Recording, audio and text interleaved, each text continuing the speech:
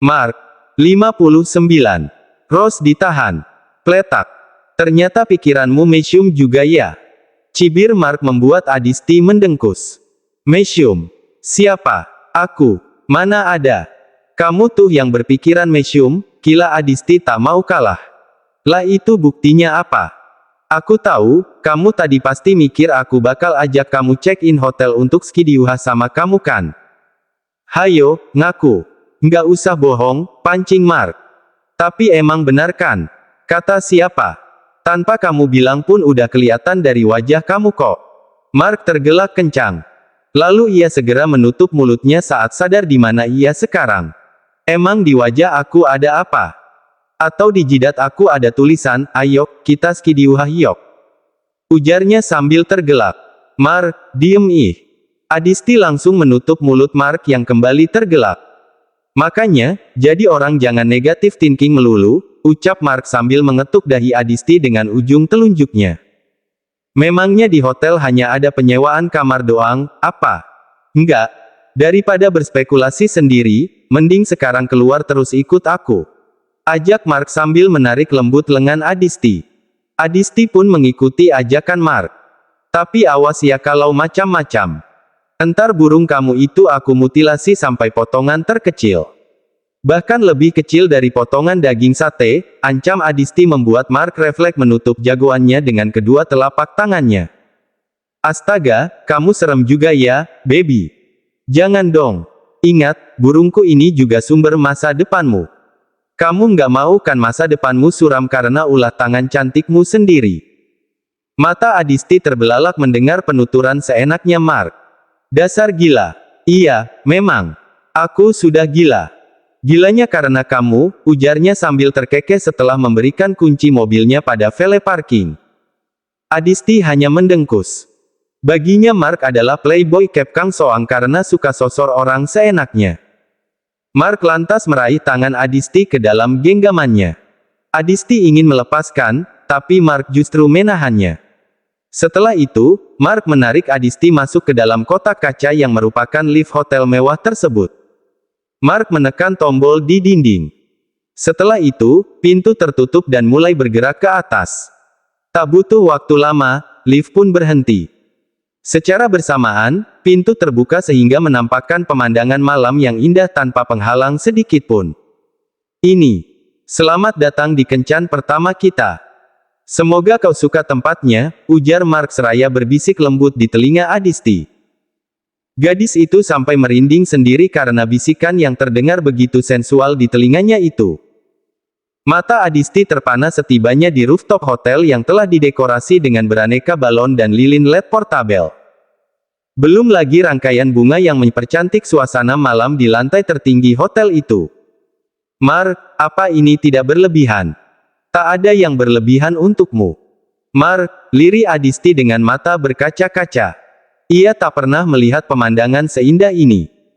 Belum lagi keberadaan rembulan di langit yang meskipun tak bundar utuh, namun seakan tak mau melewatkan kesempatan untuk menyaksikan romantisme kedua insan tersebut. Mark lantas membimbing Adisti untuk duduk di kursi yang telah tersedia di sana. Ada sebotol wine, berikut beberapa menu pembuka yang menggugah selera. Adisti sampai tak mampu berkata-kata. Menurutnya Mark terlalu berlebihan, tapi mengapa ia merasa sangat menyukainya. Makan malam itu barusan usai. Beruntung Mark mengerti kalau ia tidak bisa bila tidak makan nasi.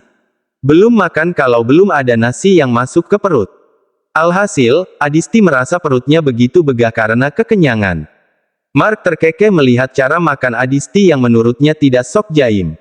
Adisti memang selalu apa adanya. Mungkin perjalanan hidup yang sulit dan rumit membuatnya menjadi pribadi yang apa adanya dan sederhana.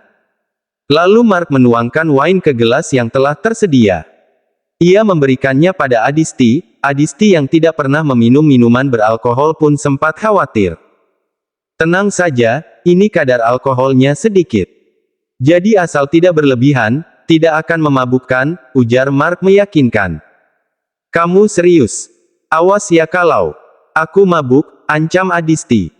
Memang kenapa kalau kamu mabuk? Kan ada aku, ucap Mark santai. Justru karena ada kamu yang buat aku khawatir. Aku nggak mau kamu manfaatin saat aku sedang mabuk, ucap Adisti terang-terangan. Ia tak akan berbasa-basi bila mengenai prinsip dalam hidupnya.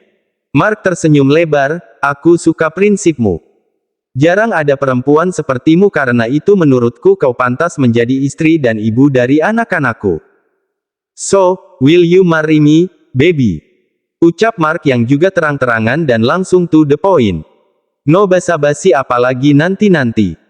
Satset, sepertinya itu cara yang tepat untuk mendapatkan Adisti. Meskipun jawaban yang akan ia dapatkan belumlah pasti, ya, tapi kalau tidak dicoba sekarang, kapan lagi? Mark tak ingin ditikung karena terlalu lambat bergerak. Yang gerak cepat saja masih bisa ditikung, apalagi terlalu slow. Adisti tercengang dengan mulut menganga. Bahkan buah ceri yang baru saja masuk ke mulutnya sampai terjatuh karena terlalu terkejut dengan apa yang Mark barusan katakan. Are you kidding me? Adisti merasa pendengarannya pasti terganggu. Adisti sebenarnya merasa kalau Mark memiliki ketertarikan padanya. Tapi untuk mendapatkan lamaran semendadak ini, jelas saja Adisti bingung sekaligus takut. Jika ditanya apa Adisti sebenarnya menyukai Mark, maka jawabannya adalah iya. Bahkan ia mulai menyukai Mark sejak mereka masih berada di Bali. Alasan lain Adisti mau ikut dengan Senina ke negaranya, selain ingin memperbaiki hidupnya, mencari suasana baru, dan mencari pengalaman, adalah lebih dekat dengan Mark. Tapi setelah mengetahui Mark bukan kalangan biasa seperti dirinya, mendadak Adisti merasa insecure.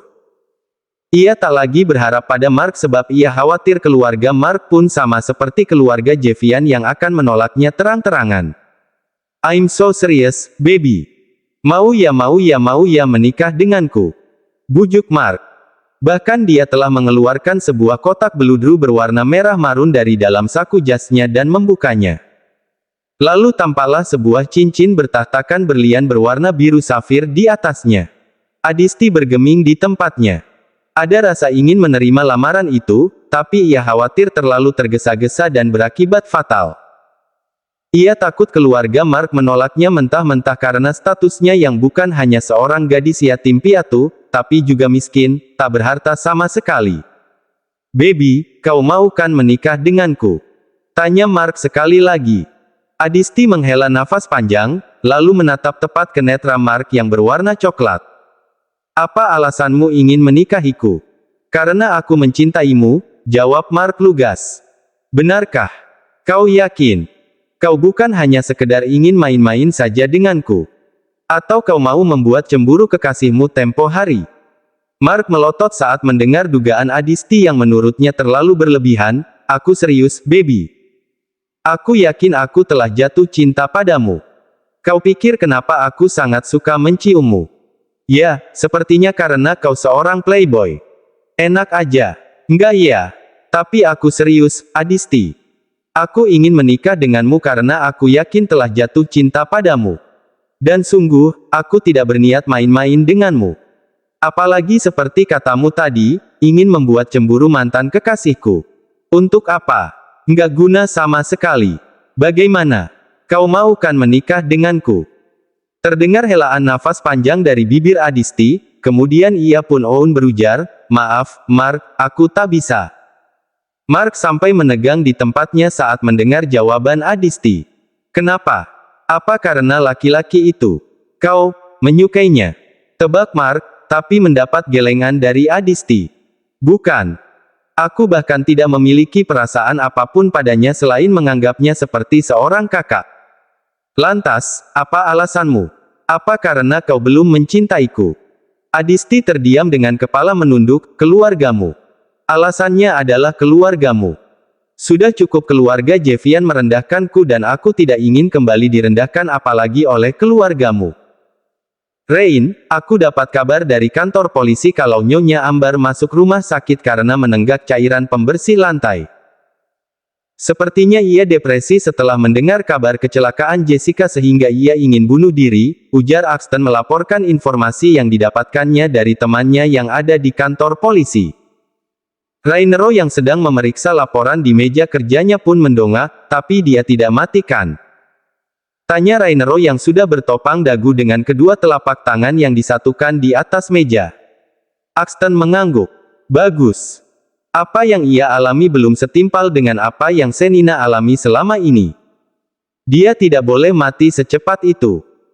Dia harus merasakan penderitaan dan mati secara perlahan agar dia mengingat apa saja yang telah ia lakukan pada Senina selama ini, ucap Rainero kejam.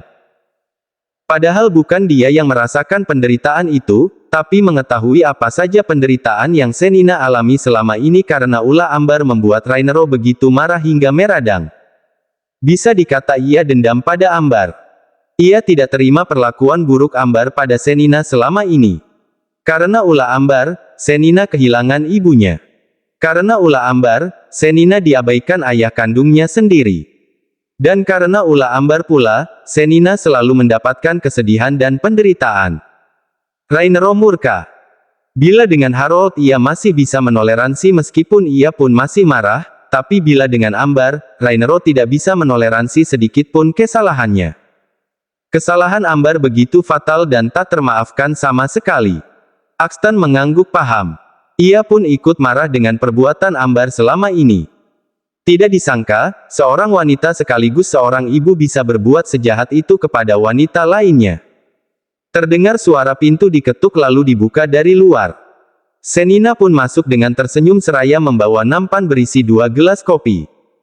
Rainero terkejut melihatnya. Ia pun gegas beranjak mendekati Senina dan mengambil alih nampan di tangannya. "Sweetie, kenapa repot-repot kemari membawakanku kopi? Kau kan bisa meminta pelayanan membuatkan dan mengantarkannya. Ingat, kau belum benar-benar pulih. Lebih baik kau memperbanyak istirahat. Aku tidak ingin kau kelelahan apalagi sampai luka bekas operasimu kembali terbuka," ujar Rainero panjang lebar syarat akan perhatian. Senina tersenyum lebar, "Aku hanya membuatkan kopi, tidak berat ataupun repot sama sekali. Tak perlu berlebihan, suamiku. Aku juga bosan kalau terus berbaring di tempat tidur. Apalagi menurut yang aku baca, bekas operasi harus sering dibawa bergerak. Manfaatnya untuk membantu pemulihan, mengencangkan otot perut, dan mengurangi risiko cedera. Asalkan tidak berlebihan dan berat, tidak masalah," papar Senina agar suaminya itu tidak khawatir berlebih. Lagi pula terlalu banyak berbaring bukannya enak, justru sebaliknya membuat tubuh lelah. Apalagi untuknya yang sudah terbiasa banyak bergerak ke sana dan kemari melakukan sesuatu.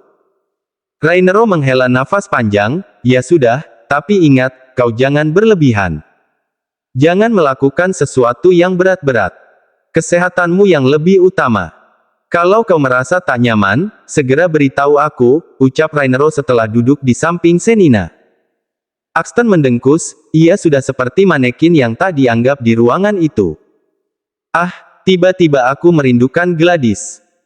Kalau begitu, aku pergi dulu," ujar Axton membuat kedua pasutri itu menoleh dan terkekeh. "Axton, nanti sore temani aku ke rumah sakit," ujar Rainero. Axton yang paham apa maksud Rainero pun mengangguk sebelum benar-benar pergi dari ruang kerja Rainero di mansionnya. "Rumah sakit? Memangnya siapa yang masuk rumah sakit?" tanya Senina penasaran. Rainero pun menundukkan pandangannya sehingga bersitatap dengan Senina. Tak lupa ia memberikan kecupan lembut di dahi Senina, kemudian mendekapnya. "Ambar, dia yang sedang dirawat di rumah sakit," ujar Rainero membuat Senina merenggangkan pelukannya. "Kenapa dia bisa masuk rumah sakit? Apa telah terjadi sesuatu padanya?" Rainero pun mengangguk kemudian menceritakan apa yang terjadi padanya. Senina tidak merasa iba sedikit pun. Termasuk saat Rainero menceritakan tentang apa yang Jessica alami. Terlebih setelah mengetahui niat busuk Jessica sebelumnya yang hendak mencelakainya. "Kau mau ikut melihatnya?" tawar Rainero. "Memangnya boleh?" "Tentu saja. Siapa tahu dia sudah mau mati dan meminta maaf padamu. Kalau itu benar terjadi, apa kau mau memaafkannya?" Senina mengedikkan bahu, "Entahlah. Tapi apakah mungkin seorang Ambar akan meminta maaf padaku? Entah mengapa aku merasa sangsi." Rainero terkekeh, "Tapi siapa tahu memang ia ingin meminta maaf. Jadi kau mau ikut?" Senina berpikir sejenak, "Sepertinya boleh juga. Aku juga sudah bosan berada di rumah. Tapi, bagaimana dengan si kembar? Kau tenang saja, ada Momi. Bukankah kata Momi dia akan kemari sebentar lagi? Senina mengangguk. Mereka pun sepakat sore nanti akan menjenguk Ambar di rumah sakit. Sementara itu, tampak Reves melangkahkan kakinya masuk ke dalam rumah sakit ditemani asisten pribadinya. Secepat diam-diam ia telah melakukan tes DNA dengan Rose. Ia ingin membuktikan kalau Rose bukanlah anaknya. Agar ia tidak ragu ingin memberikan hukuman pada kedua orang yang hampir saja melenyapkan nyawa istri dan menantunya serta Gladys. Dengan langkah panjang dan sorot mata dingin, Reves pun masuk ke dalam ruangan dokter yang tadi menghubunginya. "Selamat siang Tuan Reves. Silakan duduk," ujar dokter yang melakukan pengujian sampel tes DNA pada Reves dan Rose. "Bagaimana hasilnya?" tanya Reves tanpa basa-basi lagi. Sepertinya ia sudah tak sabar ingin mengetahui hasil tes DNA tersebut. Dokter itu pun mengangguk. Kemudian ia mengambil sesuatu dari dalam laci mejanya. Sebuah amplop berlogo rumah sakit di mana ia bekerja. "Ini hasilnya. Semoga hasilnya sesuai harapan Tuan Reves," ujar dokter itu seraya menyerahkan amplop berwarna putih tersebut kepada Reves. Reves pun mengangguk sambil meraih amplop putih tersebut. Dengan jantung yang berdegup kencang, pelan-pelan Reves membuka amplop tersebut.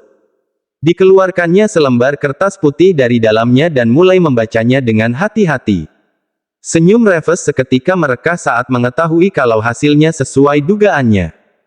Dari surat tersebut tertulis, 6 dari 21 alel loci marka STR dari terduga ayah Reves Sanchez tidak cocok dengan alel paternal dari anak Rose. Jelas saja hal ini merupakan kabar baik bagi Reves.